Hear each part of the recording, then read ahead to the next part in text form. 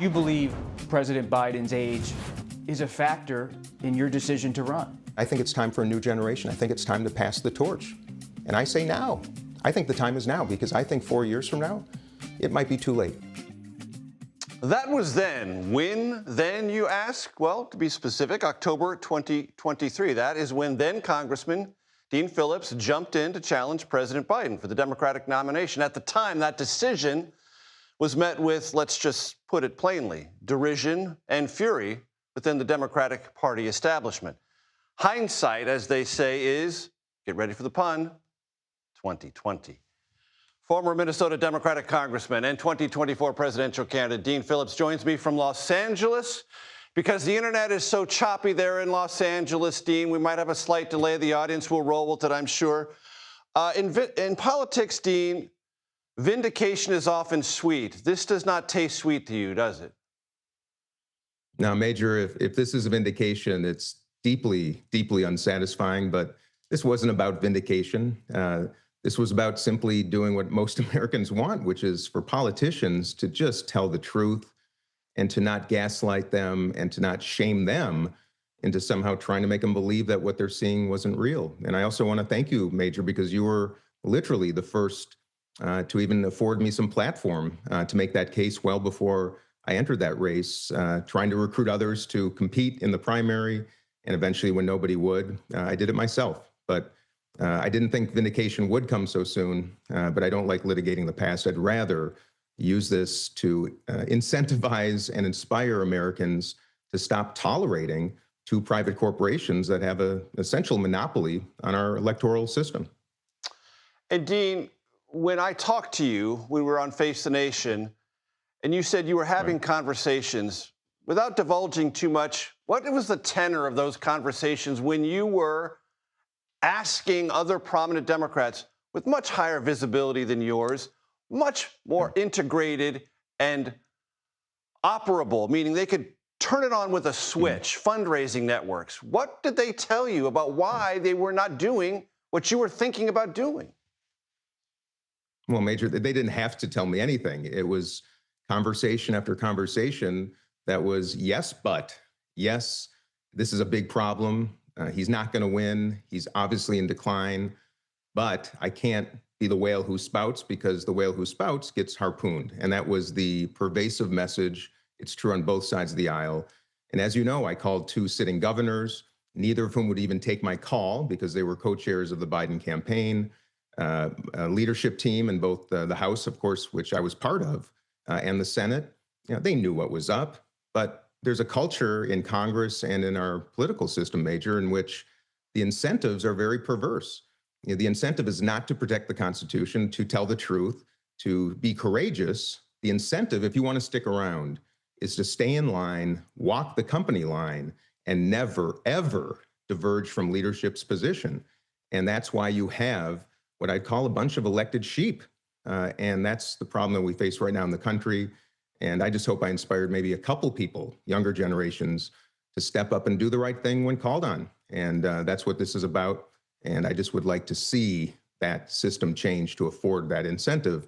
It's not going to happen on its own. We got to do it ourselves. That's what I'm trying to say. We have to end this notion that we can only have two parties, we can only have Democrats and Republicans, and we'll be in this perpetual tug of war and battle between the two, because China, Russia, North Korea, Iran, our adversaries, Major, just relish what they're seeing right now, watching Americans self-destruct. And this was just a metaphor for it. No party is better than the other when it gets down to it. Dean, whether you like it or not, you've earned some credibility on this question of assessing the capabilities of an occupant of the White House. So to you, what is more disturbing, what you saw with President Biden that provoked you to run, or what you see with President Trump and social media posts like over the weekend amplifying someone who said President Biden was executed in 2020 and the White House was occupied by a soulless robot?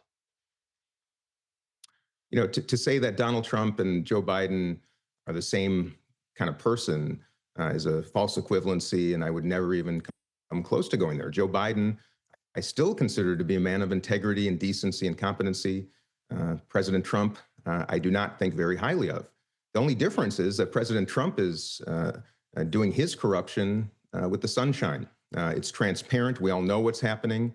And he basically says, take it or leave it. But when Democrats try to hide the truth, yet position themselves as the saviors of democracy, in many ways, they're just as dangerous. And by no means, though, Major, do I believe that this president and this administration is healthy for this country. What I'm trying to tell everybody is that we will get more of the same. We will get more cover-ups. We will get more cowards. We will get more Donald Trumps if we only afford two parties to compete to the exclusion of just about anybody else. And when almost 50% of Americans right now don't consider themselves Democrats or Republicans, that says to me as a business person that there's a massive appetite for change. Why that hasn't been satisfied yet is the question on my mind, and something that I'm contemplating quite deeply right now is how we create competition. That's what matters the most, the future. As you contemplate that future, what's in store for you, and are you officially and forevermore a non-Democrat? No, I wouldn't say that. I'm a Hubert Humphrey Democrat. I'm a Minnesotan who was blessed by the goodness of our governance in the state of Minnesota, by my foremothers and forefathers on both sides of the aisle that afforded me opportunity in this country. And I believe deeply in our core values. Now, has that shifted dramatically just in my adult life? Yes. Has the Republican Party shifted dramatically? Yes. What I'm saying is I am a Democrat. Am I deeply disappointed? Yes. Am I gravely concerned about who I see rising? Absolutely.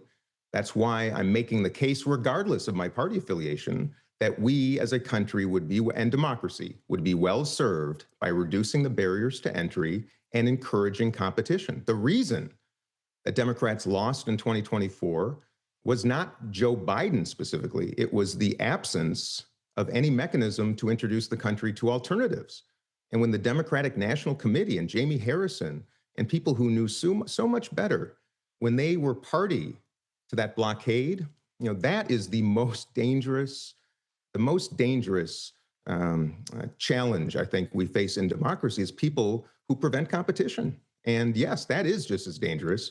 And I'm not saying I'm going away. I'm not saying I'll ever run for office again, but I am absolutely saying I will be spending time, energy, resources, and advocacy in trying to encourage an alternative to both parties, because it will make this country better and it will push both parties to the center. And let me say one more thing, Major. It's not about winning the White House. If there were two seats in the House, maybe one seat in the Senate, a third entity could be the most powerful party in America and get us back on track. And most importantly, move this country to a position of leadership again, because we have yielded that to our adversaries. And that is something of which I am concerned. Dean Phillips, next time you're in D.C., please come by the set. I'd love to have you here. Thanks so much. I appreciate it. Absolutely, Major. Be well. Thank you.